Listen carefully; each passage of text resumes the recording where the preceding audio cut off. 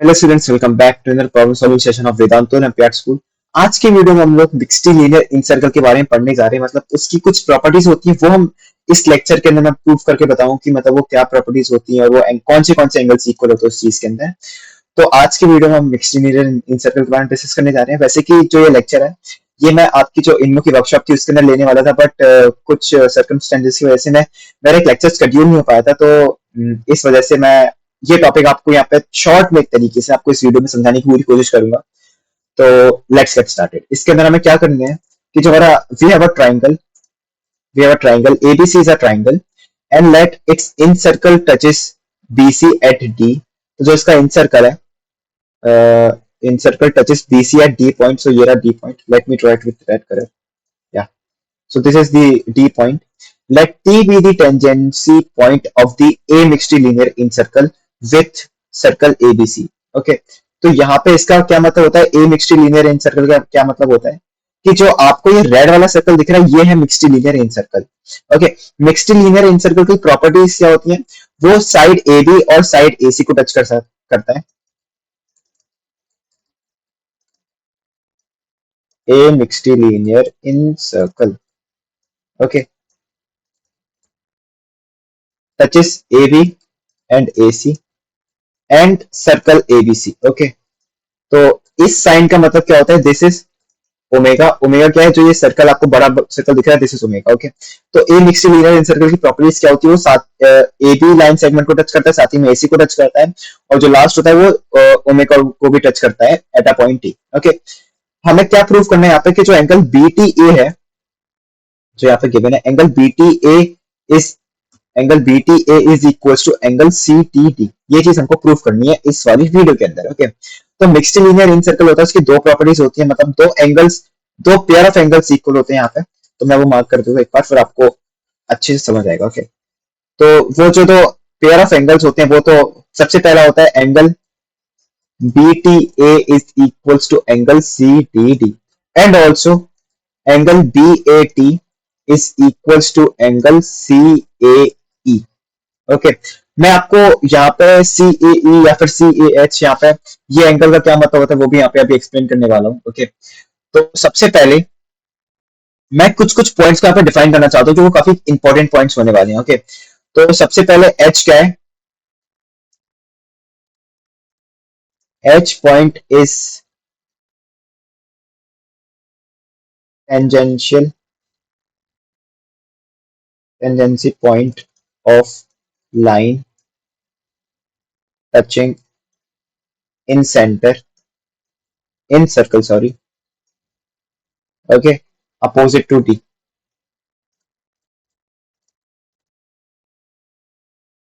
तो H मैंने इस तरीके से डिफाइन किया, साथ ही में E क्या है मेरा? E point is tangency point of A x circle with line BC। Okay, तो मैंने सबसे पहले मैंने यहाँ पे H डिफाइन कर दिया, साथ में मैंने E पॉइंट डिफाइन कर दिया, and O is centre of circle omega and I is centre of in circle.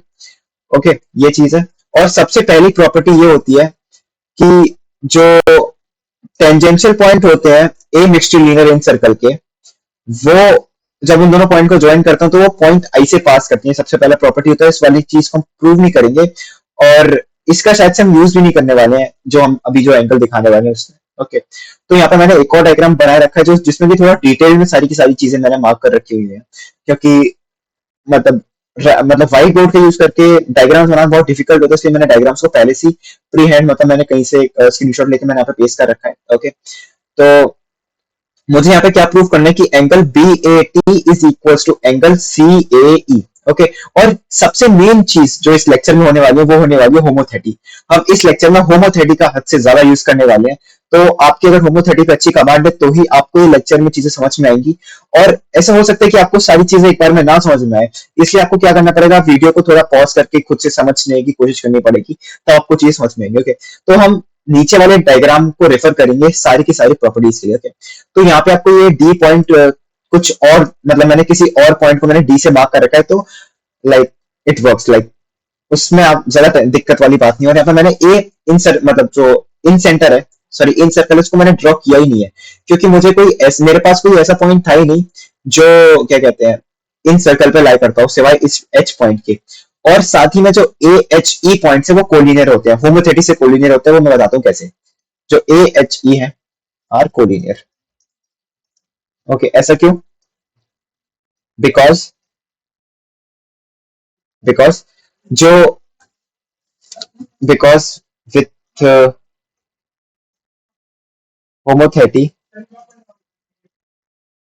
centered at A, okay, in circle is mapped to AX circle, okay। तो जो point H है, H point moves two point E। तो जो ये property है, इस property की वजह से implies that A, H, E are collinear, okay. ये सबसे पहली प्रॉपर्टी है, ओके। प्रॉपर्टी क्या मतलब, ये सारे के सारे रिजल्ट है जो कि होमोथेटी की हेल्प से आते हैं। और भी हम बहुत सारी जगह पे होमोथेटी का यूज करने वाले हैं, भर भर के यूज करने वाले हैं। तो होमोथेटी मस्ट आपको आनी चाहिए एटलीस्ट इस लेक्चर के लिए, ओके। तो यहाँ पे हमने सबसे पहले क्या दिखाया कि ए एच ई कोलिनियर होते हैं। तो अगर मैं सी और सॉरी ये पॉइंट मेरा, और साथ ही में जो लाइन होगी, जो ये वाला पॉइंट है, इस पॉइंट को मैंने इस वाले डायग्राम में क्यू पॉइंट से रिप्रेजेंट किया हुआ है। तो अगर मैं ए एच ई को ज्वाइन करता हूं तो वो क्यू पॉइंट से पास करते हैं of A incircle, uh sorry A mixtilinear incircle, okay. तो ये पॉइंट क्यू है मेरा, comma Q R collinear by same homothety की हेल्प से, ओके। तो अब हम यहाँ पे क्या दिखाने वाले हैं, हम यहाँ पे दिखाने वाले हैं कि जो ये वाला एंगल है, इस एंगल को अल्फा नेम लो, तो ये वाला भी एंगल अल्फा, ये दोनों एंगल्स इक्वल होने वाले हैं। बेसिक चीज है इस लेक्चर, ओके। ये चीज दिखाने वाले हैं, बेसिक नहीं मतलब इसको दिखाने वाले हैं हम लोग। इसके लिए हम क्या करेंगे, we will show that triangle CED is congruent to triangle CFQ। ये चीज हम दिखाने वाले कि जो ये वाला ट्राइंगल है, जो आपको ये ट्राइंगल दिखाई दे रहा है, this triangle is congruent to this triangle. हम ये चीज दिखाने वाले हैं इस जगह पे, ओके। तो आइए इस चीज का प्रूफ देखते हैं। तो ये दिखाने के लिए हम पता है यहाँ पे क्या करने वाले हैं, हमें ये तो पता ही है, given CE is equals to CF because दोनों की दोनों टेंजेंट्स है from point C on to A mixed linear in circle। Tangents from C to A mixed linear in circle, okay. ये चीज है सबसे पहला। अब हम यहाँ पे क्या दिखाने वाले हैं कि जो ये एंगल है, लेट मी मार्क इट, जो ये एंगल बीटा है, this angle beta is equal to this angle beta, okay. और जब हम ये दिखा देंगे कि जो angle angle CED is equal to angle CFQ, तब वहां से मैं ये भी प्रूफ कर दूंगा इजीली कि जो QF है that is equal to ED। तो हमारा अब मेन क्लेम क्या था कि जो angle CED is equal to angle CFQ, वो हमें दिखाना बचा हुआ है सिर्फ। और जो ये सिर्फ वाली चीज है, ये काफी ज्यादा इंपॉर्टेंट होने वाली है। तो आइए इसका प्रूफ देखते हैं, ओके। तो सबसे पहले मैं ये एंगल्स को इरेज कर देता हूँ और इसको मैं अल्फा से मार्क कर देता हूँ, क्योंकि अल्फा, या दिस इज अल्फा। अब जैसे कि मुझे पता है कि जो CF एंड CE है वो दोनों की दोनों टेंजेंट है A mixtilinear incircle से, since CE and CF are tangent to A mixtilinear incircle. ए हमारी से मैं रिप्रेजेंट कर रहा हूँ A mixtilinear incircle को शॉर्ट फॉर्म में। implies that जो एंगल CED है that is equals to angle CPE। तो जो ये वाला एंगल है, this angle is also equals to alpha. और अगर मैं इस वाले एंगल को बीटा से मार्क करता हूं अल्फा की जगह, तो मुझे अब ये दिखाना है कि alpha is equals to beta and angle CFQ is equals to angle FPQ, okay. और जैसी मैंने मार्किंग्स कर रखी है, जैसी मैंने मार्किंग्स कर रखी है, this is equals to alpha, this is equals to beta, okay. तो दिस इज बीटा, सो जैसे मैंने मार्किंग कर रखी है, this is equals to angle C P K and this is equals to angle L P N. ये चीज है यहाँ से। अब मैं यहाँ पे क्या दिखाने वाला हूँ, ओके अब मैं यहाँ पे क्या दिखाऊंगा कि जो अल्फा है that is equals to beta, उसके लिए हम यहाँ पे क्या कहते हैं उसका प्रूफ करने वाले हैं कि हाँ सॉरी होमोथेटी का यूज करने वाले हैं। तो होमोथेटी का यूज कैसे करेंगे, जो होमोथेटी होगी ना वो हमारी पी पॉइंट सेंटर से हो रही होगी, मतलब सी पॉइंट पी पॉइंट से हम प्रोजेक्शन कर रहे होंगे हर जगह पे इस वाले पॉइंट से, और हमारी मतलब हम बहुत सारे पॉइंट्स को कर रहे होंगे। तो जो पी पॉइंट है अगर उसी होमोथेटी में मैं क्यू पॉइंट को मैप करूंगा तो एम पॉइंट पे जाके मैप करेगा, और पी पॉइंट पे होमोथेटी का यूज करके एफ पॉइंट मेरा एल पे जाके मैप कर रहा है। सिमिलरली जो ई पॉइंट है वो मेरा के पॉइंट पे जाके मैप कर रहा है, और जो डी पॉइंट है वो मेरा सी पॉइंट पे जाके मैप कर रहा है। Okay similar. अब जो मेरा इन सर्कल जो इन सर सॉरी जो ए मिक्स्ड लीनियर इन सर्कल का जो सेंटर है वो मेरा इस बड़े वाले ओमेगा सर्कल के सेंटर पे जाके मैप हो रहा होगा। ओके तो इस चीज का हम यूज करेंगे यहाँ पे। Let me erase this. तो जो मेरा ये इन सेंटर है तो मैं सर्कल का सेंटर लेट से यहां ड्रॉ कर देता हूं। So this is my oh. तो जो आई है वो ओ पे जाके मैप हो रही होगी, सिंपल है। So homothety maps I to O from point P। Okay तो जो होमोथेटी है वो I को O पॉइंट में मैप करती है। अब जैसे कि मुझे पता है since IE is perpendicular to CA, this implies that OK is also perpendicular to CA। Okay तो जो OK है that is perpendicular to CK। इस चीज का यूज करने का सिर्फ मेरा एक ही मतलब था, ये दिखाने के लिए कि जो ओके है वो परपेंडिकुलर बाइसेक्टर होगा सीके का। क्योंकि जब मैं ओ सेंटर से कोई भी परपेंडिकुलर ड्रॉ करूंगा एसी पे तो उसके मिड पॉइंट जाके मीट करेगा। तो लेट से ये उसका मिड पॉइंट है, मैं थोड़ा अलग बना रहा हूं। तो वो तो यहाँ पे क्या हो गया कि जो के होगा वो आर्क के ए सॉरी आर्क ए सी का मिड पॉइंट होने वाला है। Okay implies that K is midpoint of arc CA। Okay, this implies that AK arc is equals to AC। Okay ये चीज आ गई भाई सबसे पहले। अब सिमिलरली मैं क्या दिखा सकता हूं, similarly similarly L is midpoint of arc CB implies that CL is equals to LB। Okay और अब जैसे कि मुझे पता है कि जो M है वो मेरा क्या है, मिड पॉइंट है। जो ये मेजर आर्क ए बी है, जो ये मेजर आर्क ए बी है, इस आर्क का क्या एम मिड पॉइंट है। वो क्यों है, ऐसा क्यों होगा, क्योंकि अगर आप देखोगे तो मैंने के पॉइंट को किस तरीके से डिफाइन किया हुआ था, सॉरी क्यू पॉइंट को मैंने किस तरीके से डिफाइन किया था। क्यू पॉइंट क्या होगा, क्यू पॉइंट इस जो लाइन पैरेलल होगी ए बी के उस लाइन मतलब वो लाइन क्यू पॉइंट पे टच कर रही होगी इस मिक्स्ड लीनियर इन सर्कल को। मतलब जो मैंने यहाँ पे एच को डिफाइन किया था, क्योंकि मैं ए बी से इधर बी सी से कोई भी एक पैरेलल लाइन ड्रॉ करूंगा जो कि इन सर्कल से पास हो रही मतलब टच करके पास हो रही होगी, तो वो क्या होगा, वो उसका डायगोनली डायमीटर करी अपोजिट पॉइंट होगा जो बीसी से होगा। तो यहाँ पे क्या है कि जो क्यू पॉइंट है, और सॉरी हाँ, तो अब जैसे कि ए बी लाइन सेगमेंट से मैंने पैरेलल एक लाइन ड्रॉ की जो क्यू पॉइंट से पास होती है, तो वो टेंजेंट है। ओके और जैसे ही मैं उस पॉइंट को पी एम पॉइंट में मैप करता हूं तो वो वहां पे भी मैं एक लाइन ड्रॉ कर पा रहा हूँ जो टेंजेंट होगी एम पॉइंट से।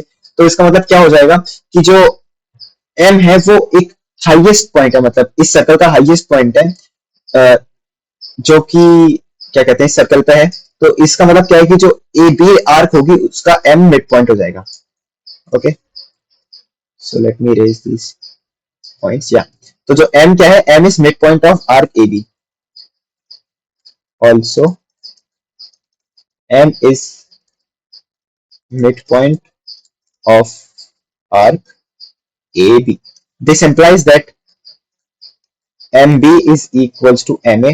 अब मैं एमबी को 3 पार्ट में ब्रेक करके लिख सकता हूं अकॉर्डिंग टू माई डायग्राम। तो एमबी क्या हो जाएगा मेरा, BL plus LM plus MC.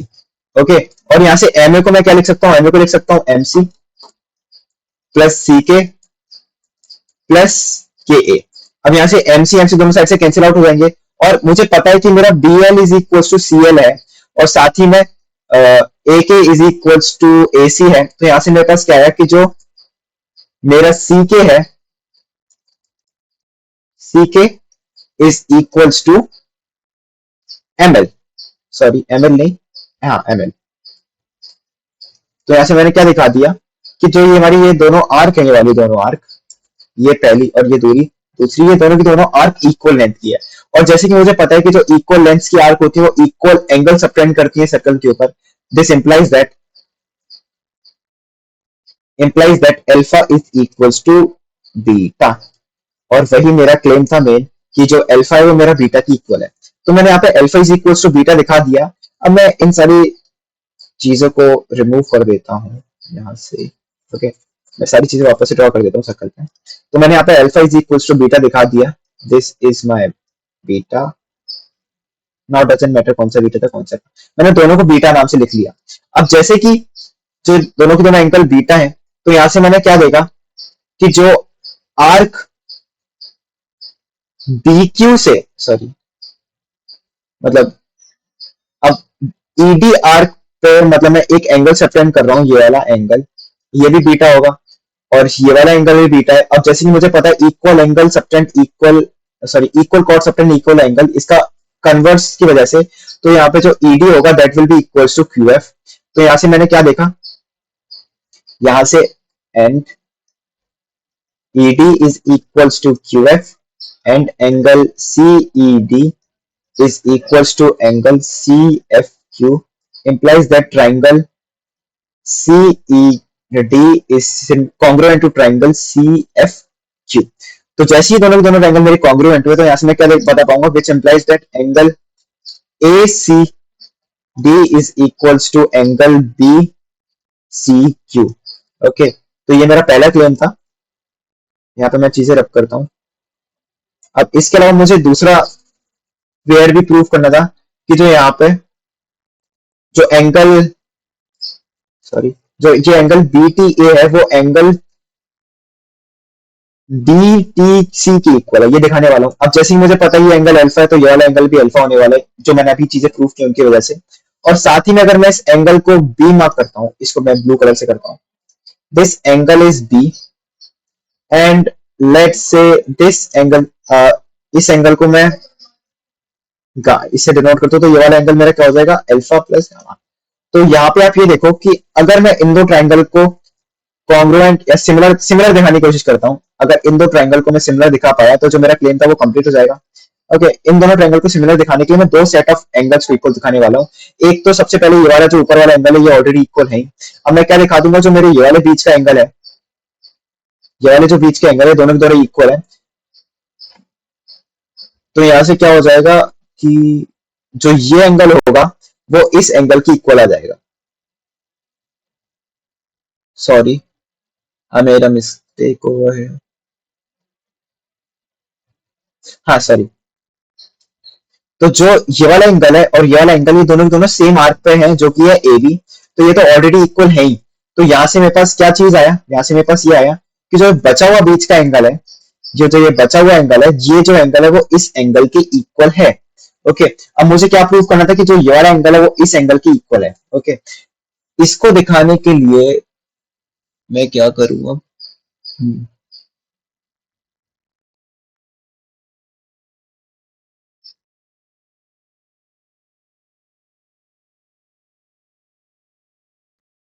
Okay अब जैसे कि मुझे पता है कि जो, एक सेकेंड,